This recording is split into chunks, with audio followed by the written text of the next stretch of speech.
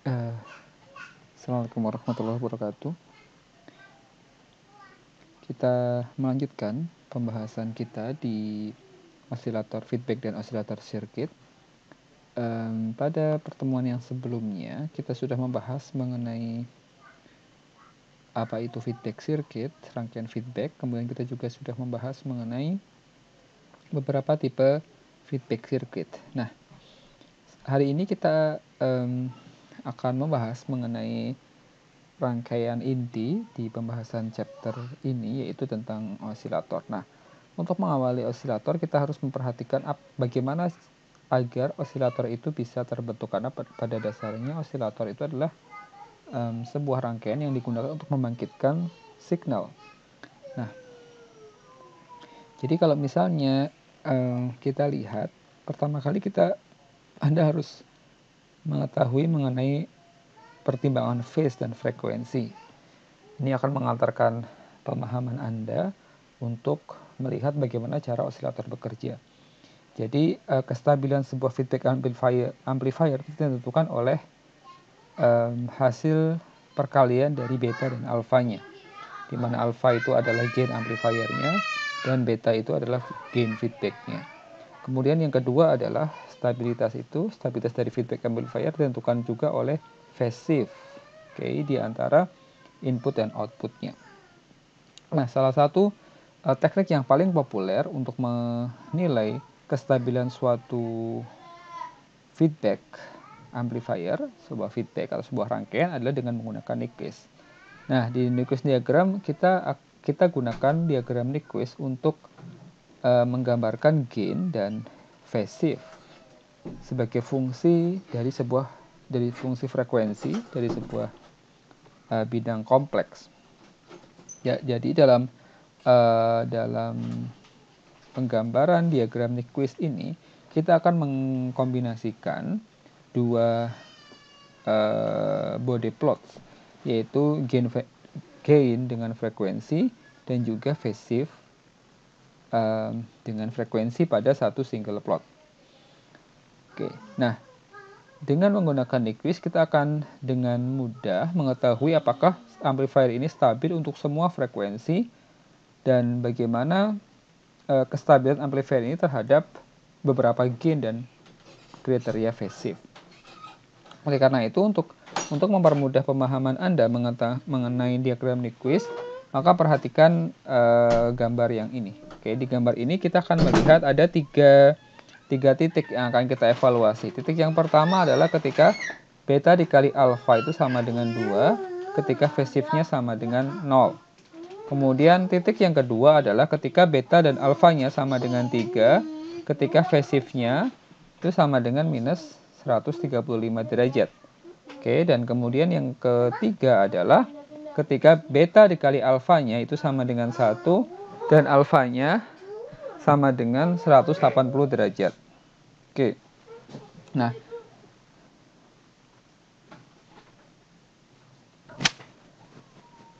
jadi kita lihat beta dikali alfa ini adalah perkalian antara feedback amplifier dengan gain-nya ya. Untuk kasus yang pertama nilainya ada 2, di kasus yang kedua adalah 3, dan yang terakhir adalah 1 ketika phase shift-nya 180 derajat. Oke, nah titik-titik ini dapat merepresentasikan gain, magnitude atau beta dikali alfa dan juga phase shift-nya kalau kita melihat. Oke, kemudian dari poin-poin yang merepresentasikan gain dan phase shift dari sebuah amplifier, maka kita plot apa yang terjadi ketika frekuensinya naik. Oke, ketika frekuensi kerja dari amplifier itu naik, maka kita bisa melihat misalnya titik yang seperti ini nih, beta dikali alfanya di titik ini ya, di titik F4 ketika phase shift-nya sama dengan theta. Kemudian ketika kita naikkan frekuensinya dari F sama dengan 0 sampai F sama dengan 3 hingga di titik ini, maka kita akan melihat. Oke, pada saat frekuensinya naik dari F1, F2, F3, maka demikian juga magnitude dari amplifier perkalian antara feedback dengan A ya, juga akan naik. Oke. Nah, dari titik yang kita amati di F4, kita lihat bahwa nilainya beta dikali alfa sudah cocok ya untuk F4 dan phase shift-nya adalah theta. Saat frekuensinya naik sampai F5 atau theta-nya sama dengan 180 derajat, maka phase shift-nya adalah 180 derajat. Nah, pada frekuensi yang lebih tinggi, gain-nya akan turun dan kembali ke 0. Maka kita bisa melihat kriteria Nyquist untuk kestabilan dapat dilihat sebagai berikut. Ketika amplifier itu akan dikatakan tidak stabil ketika kurva Nyquist-nya itu mengelilingi titik minus 1. Jika tidak melewati titik min 1, maka dikatakan bahwa amplifier tersebut adalah stabil. Maka kita lihat, Anda bisa melihat perbandingannya. Untuk yang pertama, sebelah kiri, ini titik ketika kita naikkan frekuensinya, diagram Nyquist-nya itu tidak melewati atau tidak mengelilingi min 1, maka dikatakan dia adalah stabil. Oke, sementara ketika untuk diagram yang kedua dia melewati atau mengelilingi min 1, maka dia dikatakan tidak stabil untuk yang kedua. Oke. Nah, maka kita harus melihat bahwa mengelilingi titik minus 1 itu artinya bahwa phase shift-nya itu 180 derajat. Kemudian loop gain-nya atau beta dikali alfa itu lebih besar daripada 1. Oleh karena itu, feedback sinyal itu cukup besar untuk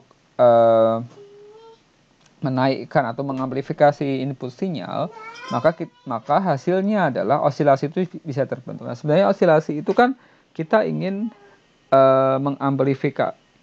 Awalnya kita punya signal yang kecil, kemudian kita akan membuat signal tersebut menjadi berosilasi gitu ya.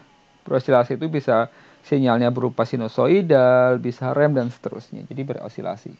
Membentuk satu signal dengan periode dan magnitudo yang sama, itu namanya osilasi. Oke. Maka kita membutuhkan tadi feedback yang lebih besar daripada 1 sehingga beta dikali alfa lebih besar daripada 1 sehingga itu cukup untuk mendapatkan input signal yang hasil dari input signal yang lebih besar daripada yang diaplikasikan di awal. Oke, kemudian dari kriteria Nyquist ini kita tahu bahwa feedback amplifier itu akan stabil ketika loop gain-nya beta dikali alfa itu kurang dari 1 atau 0 dB. Jadi kurang dari 1 itu kalau di dalam bentuk desibel itu kan 0 ya. Nah, ini terjadi ketika phase angle-nya adalah 180 derajat. Kemudian kita dapat menambahkan beberapa margin kestabilan untuk mengindikasikan seberapa dekat ketidakstabilan amplifier itu. Dengan yang pertama kita bisa menentukan gain marginnya. Jadi gain marginnya kita lihat pertama kali ada dua grafik di bode, grafik frekuensi, grafik phase angle terhadap frekuensi dan grafik gain terhadap frekuensi. Nah, yang pertama Anda lihat ketika phase shift-nya, phase angle-nya 180 derajat di sini, maka gambar garis ke atas. Oke, titik sini. Kemudian saat betanya, saat gain-nya itu sama dengan 0 di sini, oke. Ini atau yang di sini kan sama dengan beta dikali alfa itu sama dengan 1.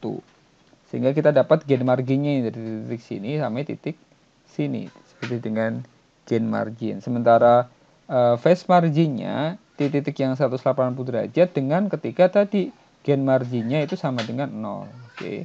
Jadi titik ini ke sini itu disebut dengan phase marginnya. Jadi ada dua.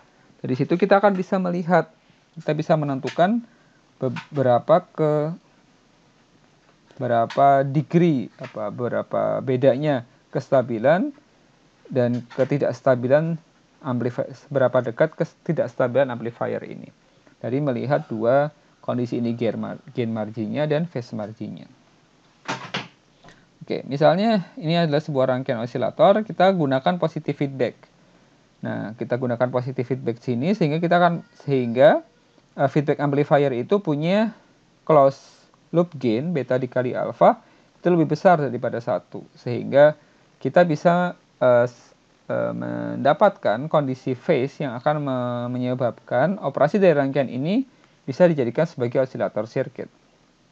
Nah, osilator circuit itu akan bisa memproduksi output signal yang periodik. Oke, nah ketika kita lihat gambar yang ini, ketika awalnya switchnya itu open, dibuka, ini switchnya open, maka tidak ada osilasinya, tidak terbentuk. Nah, maka di sini kita lihat awalnya di depan rangkaian amplifier ini ada input sinyal VI di sini. Kemudian kita amplifikasi dengan sebuah amplifier, dia akan menghasilkan output signal di mana VO itu sama dengan A dikali VI. Kemudian kita juga akan mendapatkan feedbacknya.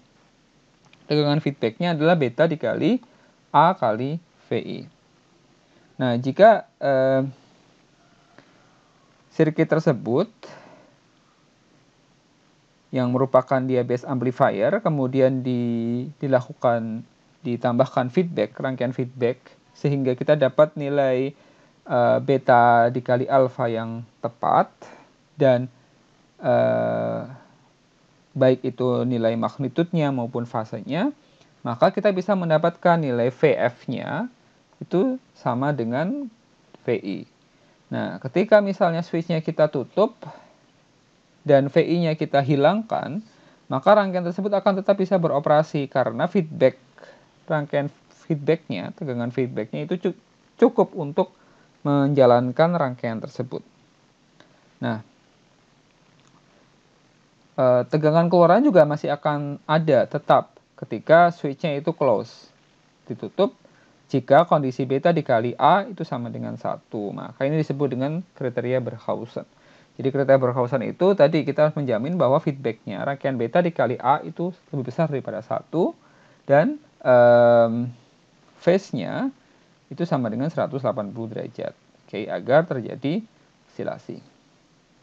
Nah, pada dasarnya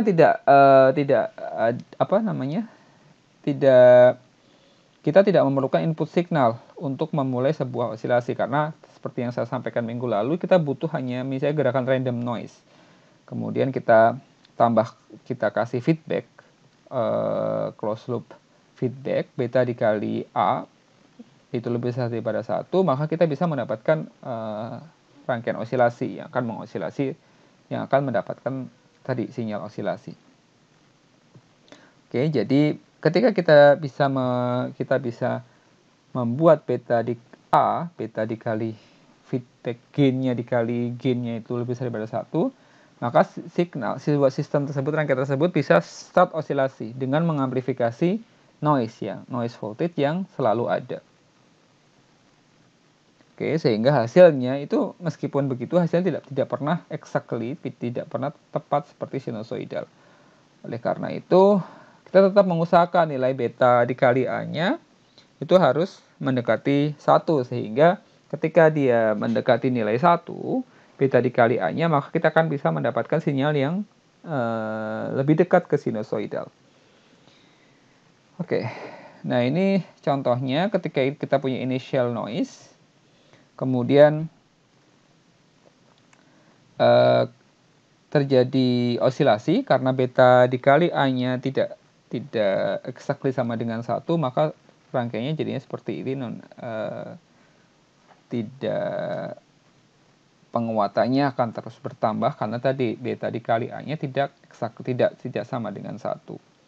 Nah, steady state envelope itu akan membatasi rangkaian saturasinya. Oke, jadi dia akan terbatasi, tidak bisa terus amplifikasi, dia akan dibatasi oleh nilai steady state envelope-nya. Oke, nah contohnya adalah contoh rangkaian osilator yang pertama adalah phase shift. Oke, jadi kita bisa menggunakan rangkaian feedback seperti ini, kita punya amplifier. Nah, rangkaian feedback di sini adalah untuk provide feedback gain-nya. Oke, dia menggunakan 3 pasang RC. Nah, ideal single pole RC itu kita bisa menggunakan 2 single pole RC untuk mendapatkan phase shift-nya 180 derajat. Tetapi biasanya akan sangat susah kita mendapatkan single pole RC circuit yang exactly di 90 derajat. Oleh karena itu biasanya kita tambahkan stage lagi. Misalnya kita tambahkan 3 stage jadi 60 derajat. Oleh karena itu kita butuh 3 rangkaian RC di sini. Oke, jadi ini mendapat di output di sini mendapatkan 60 derajat. 60 derajat, oke, di sini 120 derajat, di sini 180 derajat. Oke, sehingga kita bisa mendapatkan dengan menggunakan ini misalnya ini cuma single stage, yang ini adalah 3 stage-nya. Kita bisa mendapatkan sinyal yang sinusoidal. Oke, oleh karena itu nilai R sama C-nya harus dipilih sesuai dengan frekuensi yang diperlukan. Oke, kemudian tadi phase angle-nya dia akan naik 60 derajat kali 3 ya 180 derajat. Oke, kemudian jika misalnya kita bisa mendapatkan nilai resistor R dan C di dalam phase shift tersebut nilainya sama, maka nilai frekuensi yang diproduksi oleh RC osilator di rangkaian ini adalah F sama dengan ini. 1/2V RC akar 6 dan betanya sama dengan 1/29. Oke. Nah, ini contoh lain, phase shift circuit tidak kita contohkan langsung dengan menggunakan FET di sini. Jadi kita dari FET ini kita bisa dapat A-nya. A-nya sama dengan minus GM kali RD dan F-nya tadi untuk phase shift osilator adalah 1/2V RC akar 6. Oke, kita juga bisa menggunakan op-amp seperti ini. Nah, output dari op-amp itu dimasukkan ke 3 stage RC circuit yang akan menyediakan phase shift 180 derajat. Dengan beta itu sama dengan 1/29. Oke, jika op-amp tersebut, op-amp ini itu bisa memproduksi alfanya lebih besar daripada 29, maka closed loop gain-nya itu lebih besar daripada 1. Sehingga sirkuit rangkaian tersebut bisa start osilasi dengan F-nya itu sama dengan 1/2V RC akar 6. Oleh karena itu dalam rangkaian ini maka kita butuh penguatan op-amp itu lebih besar daripada 29 sehingga rangkaian ini bisa start untuk osilasi. Oke, nah kita juga bisa menggunakan variasi phase shift osilator yang lain. Misalnya kita bisa menggunakan tidak hanya RC, coba misalnya kita menggunakan C sama L dalam rangkaian umumnya sebenarnya seperti ini rangkaian amplifier, kemudian kita punya X1, X2 sama X3. Ketika X1-nya sama dengan C, X2-nya sama dengan kapasitor, X3-nya sama dengan induktor, dia disebut dengan Colpitts osilator. Sedangkan kalau misalnya X1-nya L, X2-nya induktor, X3-nya C disebut dengan Hartley. Dan kita bisa juga menggunakan tune input, tune output dengan X1-nya sama dengan LC dan X2-nya sama dengan LC. Oke. Ini adalah phase shift osilator. Maka besarnya tipe-tipe baik Colpitts, Hartley maupun tune input, tune output. Nah, besarnya frekuensi osilasi itu V0 ya sama dengan 1/2V L kali C ekuivalen, di mana C ekuivalen itu sama dengan C1 untuk rangkaian ini. Berarti dia adalah Colpitts osilator ya. C ekuivalennya C1 dikali C2 per C1 ditambah C2. Kita bisa menggunakan FET maupun op-amp untuk rangkaian ini. Oke, kemudian kita juga bisa mengganti tadi kan ya. Untuk rangkaian Hartley, jadi tadi di sini diganti untuk rangkaian Hartley X1 sama X2-nya diganti L, X3-nya diganti dengan C. Maka untuk rangkaian Hartley L1 sama L2 biasanya punya mutual coupling. Jadi kita harus melihat itu. Kemudian besarnya F0-nya sama dengan 2V L ekuivalen kali C, di mana L ekuivalen sama dengan L1 ditambah L2 ditambah 2 kali M, mutual inductance. Ini untuk Hartley. Oke. Oke, dan sebenarnya ada tipe-tipe osilator yang lain seperti yang Anda bisa lihat di buku, misalnya ada Wien bridge, tune osilator, crystal osilator, dan unijunction osilator. Ini yang tadi kita bahas, passive osilator. Kemudian untuk Wien bridge osilator kita pakai rangkaian Wien bridge di sini. Oke, kemudian untuk tune osilator sebenarnya tadi seperti Colpitts sama Hartley yang tadi ya, atau mungkin LC osilator juga. Nih Colpitts, kemudian ini adalah Hartley. Dan ini juga kita juga bisa menggunakan kristal osilator untuk memproduksi atau membuat sebuah osilator. Nah, kristal itu digunakan sebagai resonance circuit. Nah, kristal itu punya dua frekuensi. Kita bisa menggunakan series resonance condition. Ketika RLC yang misalnya rangkaiannya seperti ini, ini kristal diganti dengan kristal. Oke. Maka di sini adalah kristalnya dia punya low impedance. Sedangkan kalau misalnya kita rangkaikan kristal osilator paralel, maka kristalnya dia punya nilai high impedance. Oke. Ini adalah ketika dirangkaikan secara seri, jadi kristalnya dirangkaikan secara seri dengan rangkaiannya, maka kristal itu punya low impedance, dan RLC di sini akan menentukan berapa nilai resonan frekuensinya. Oke, sementara kalau misalnya kita buat paralel, maka RL dan CL, oke, itu yang akan RL dan CM itu yang akan menentukan frekuensi resonansnya. Nah, di sini kristal itu high impedance. Oke, kemudian yang berikutnya adalah unijunction osilator.